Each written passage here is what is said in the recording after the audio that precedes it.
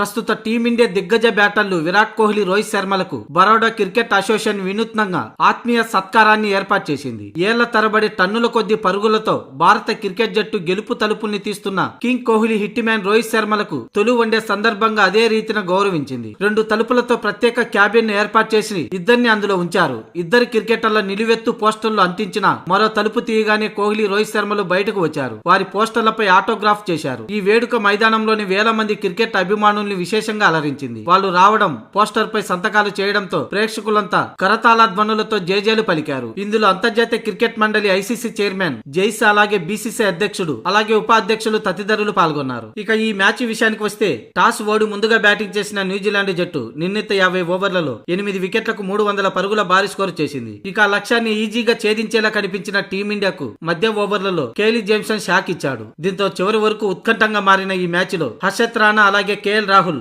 అద్భుత ఆటతో మ్యాచ్ ను గెలిపించారు. ఇక 93 పరుగులు చేసిన విరాట్ కోహ్లీ సెంచరీకి దగ్గరగా వచ్చి అవుట్ అయ్యాడు. అంతేకాకుండా అంతర్జాతీయ క్రికెట్ లో 28,000 పరుగుల్ని పూర్తి చేసుకున్నాడు. సచిన్ టెండూల్కర్ తర్వాత విరాట్ కోహ్లీ 2వ స్థానంలో నిలిచాడు.